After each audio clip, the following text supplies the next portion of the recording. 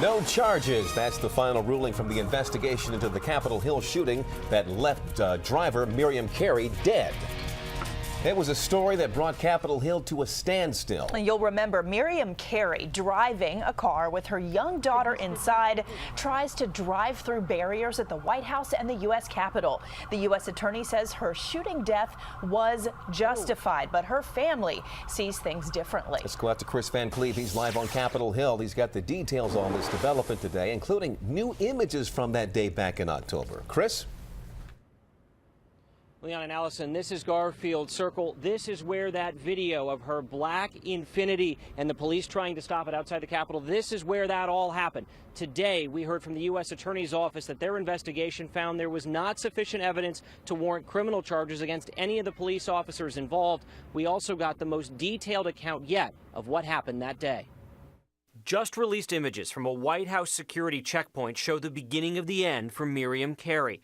The first image, time-stamped 2:13 p.m. on October 3rd, shows a uniformed Secret Service cop trying to stop the black Infiniti coupe the 34-year-old Connecticut woman was driving as she attempted to enter a restricted area at 15th and E, with her 1-year-old child in the back seat.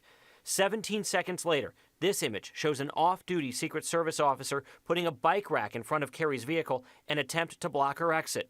The next image released by the U.S. Attorney shows that plainclothes off-duty officer being knocked aside. He's on the right of the screen. Carey's vehicle then races towards the Capitol at speeds estimated between 40 and 80 miles per hour. Roughly 4 minutes later, a news crew captures officers at Garfield Circle attempting to stop Carey. Authorities say she rammed a patrol car that tried to box her in, drove on the sidewalk, forcing officers on foot to jump out of the way as she took off. 3 police officers fired 8 times, missing Carey. The pursuit would end 7 minutes after it started at 2nd Street and Maryland Avenue. As this image shows, approaching a barricade, Carey jumped the curb, then struck an unmarked Supreme Court police car. After crashing her vehicle, the U.S. Attorney found Carey revved her engine and drove in reverse at 2 officers seen in this picture, who each fired 9 rounds at the car.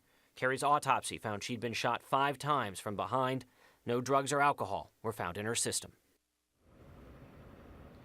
Carey's family is pursuing a $75 million wrongful death claim, and today their attorney released a statement saying, in part, there is no finding that the police use of force against Miriam Iris Carey was justified. After an exhaustive review of all publicly available data, the Carey family has concluded the shooting was not justified.